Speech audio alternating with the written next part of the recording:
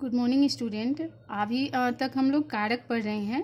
कारक के बारे में पढ़ा और कारक के 4 भेदों के बारे में पहले पढ़ चुके हैं। कर्ता, कर्म, करण और संप्रदान के चारों के बारे में हम लोग पढ़ चुके हैं डिटेल में। अब आगे हम लोग अपादान के बारे में पढ़ेंगे। अपादान क्या है?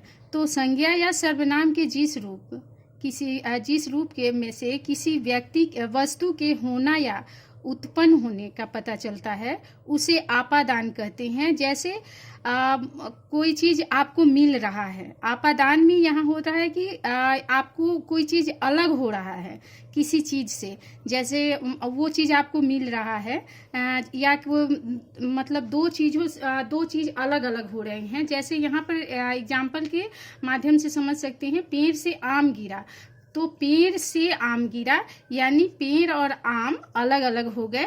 तो यहाँ पे आपादान में यही है कि आप दो लोग अलग होते हैं। सुरेश शेर से डरता है, तो वो शेर से क्या हो रहा है? अलग हो रहा है, डरता है, इसलिए उससे दूर भाग रहा है। गंगा हिमालय से निकलती है, गंगा का जो जल है वो हिमालय से अलग होके धरती पे आती है। तो इस चीज को इसमें देखा जाता है कि आपादान में हमेशा याद रखिए कि कोई चीज उत्पन्न हो रही है वहां से, यानी निकल रही है, या वो गिर रही है, कोई किसी दो भाग में बंट रही है, या दो लोग अलग हो रहे हैं। इस तरह की स्थिति आपादान में आती है। अगला है संबंध कारक। संबंध मतलब संबंध तो समझ में आ गया कि दो लोगों के बीच में संबंध जोड़ रहा है। इसकी जो विभक्ति है वो के की रारेरी है। यहाँ पे संज्ञा या सर्वनाम के जिस रूप से या दो वस्तुओं एवं व्यक्तियों के बीच संबंध का पता चलता है। नाम से ही पता चल जाता है कि संबंध, तो संबंध का पता चल रहा है। सेना के जवान आ रहे हैं, यानी जवान का किससे संबंध है? तो सेना से संबंध है। यह सुरेश का भाई है, सुरेश किसका भाई है? तो यह सर्वनाम है।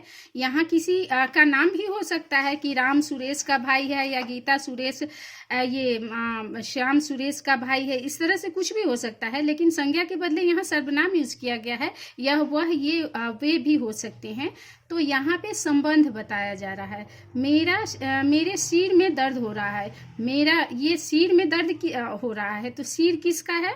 सिर और दर्द का संबंध है, यानी दोनों में संबंध बताया जा रहा है। दर्द कहाँ हो रहा है? तो सिर में।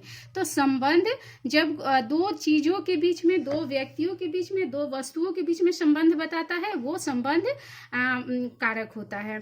अगला है 7वां नंबर अधिकरण। अधिकरण मतलब अधिकार क्षेत्र। इसमें हमेशा ये समझ जाना है कि अधिकरण मतलब जिसके अधिकार क्षेत्र में आता है। जिस शब्द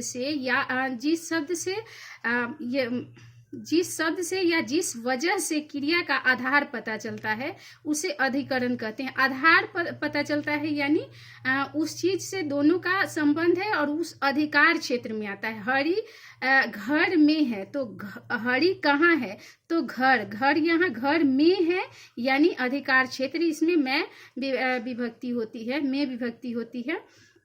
पुस्तक मेज पर है, मेज पर है, यानी ये मेज क्या है? अधिकार क्षेत्र है।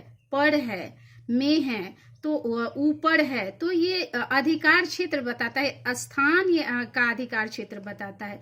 कुर्सी आंगन के बीच में है, देखिए आंगन के बीच में है, यानी आंगन क्या है? क्षेत्र है, अधिकार क्षेत्र है।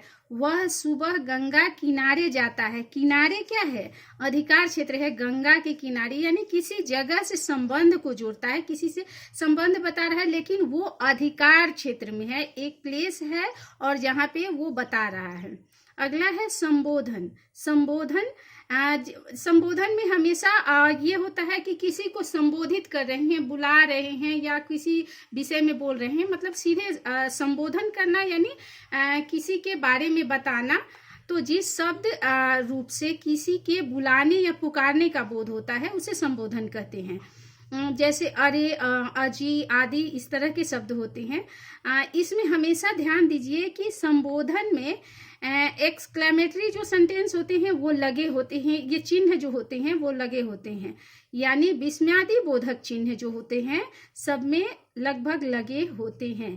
हे ईश्वर सबकी रक्षा करो, तो रक्षा करने के लिए संबोधित किया जा रहा है ईश्वर से, अरे तुम क्या कर रहे हो। यहाँ भी संबोधित किया जा रहा है कि तुम क्या कर रहे हो, बाबूजी आप बैठ जाओ। यहाँ पर भी संबोधित किया जा रहा है, अजी तुम मरोगे क्या, यानी किसी को संबोधित, यहाँ संबोधन यानी किसी के बारे में बताया जा रहा है कि हाँ तुम ये करो या क्या कर रहे हो या कैसे मतलब यहाँ बैठ जाओ, उठ जाओ, खा लो, इस तरह के। लेकिन उसमें हमेशा याद रखिएगा कि संबोधन में जो विस्मयादि बोधक चिन्ह पहले लगे होते हैं और इस तरह की जो शब्द होते हैं वो जुड़े होते हैं, तो वो संबोधन कहलाते हैं, संबोधन कारक।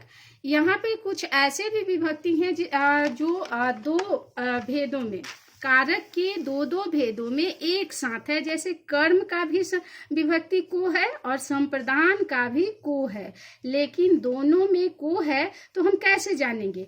तो इसको जानने के लिए है कि क्रिया का कर्म जो होता है, क्रिया कर्म का ये कारक में क्रिया का जो फल होता है वो कर्म पर पड़ता है। जैसे मोहन ने सांप को मारा तो मारा क्रिया है और फल किस पर पड़ा, कर्म सांप हो गया। राजू ने रोगी को दवाई दी, तो दवाई क्या है, दवाई दी, तो दवाई किसको दी, तो रोगी को दी। यहाँ सीधे कर्म का ये क्रिया का फल कर्म पर पड़ता है, कर्ता पर नहीं पड़ता है। संप्रदान में क्या होता है कि इसमें ये देने का भाव होता है, किसी को कुछ चीज दे रहे हैं, मेरे लिए दूध लाओ, पौधे को पानी दो, गरीबों को खाना दो, इस तरह के जो शब्द होते हैं, इस तरह के जो वाक्य होते हैं वो संप्रदान होते हैं। दोनों में अंतर याद रखिएगा कि कर्म कारक में क्रिया का फल कर्म पर पड़ता है और संप्रदान में देने का भाव होता है, इसमें कर्म पर फल नहीं पड़ता है। कारक और अपादान में भी से विभक्ति लगता है, दोनों में से विभक्ति लगता है। तो से कारक ये करण कारक, करण में और अपादान में सेम विभक्ति लगती है से। तो यहाँ कैसे समझेंगे, तो से साधन के लिए, करण कारक जो होता है वो उसमें जो से विभक्ति होती है साधन के लिए होती है। जैसे यहाँ देखिए, मैं कलम से लिखता हूँ, तो से यानी वो लिखता किससे है, तो से ये कलम से यानी साधन को संबोधित कर रहा है। बालक गेंद से खेलता है, किससे खेलता है, तो गेंद से खेलता है, यहाँ साधन दिखा रहा है। जबकि आपादान में पेड़ से आम गिरा, दोनों अलग हो गए, पेड़ से आम अलग हो गया। गंगा हिमालय से निकली, यानी गंगा हिमालय से निकल रही है, आ रही है। तो दोनों में, इसमें आपादान में अलग होने का बोध होता है और इसमें साधन दिखाई देता है। तो दोनों में याद रखिएगा कि करण और आपादान में से विभक्ति लगती है, लेकिन दोनों में अंतर होता है, दोनों अलग अलग जगहों पर ये लगते हैं। उसी तरह कर्म और संप्रदान में भी है, को लगते हैं, लेकिन यहाँ पर क्रिया का फल कर्म पर पड़ता है और यहाँ देने का भाव होता है। इस चीज को बारीकी से ध्यान देकर याद कीजिएगा। धन्यवाद स्टूडेंट।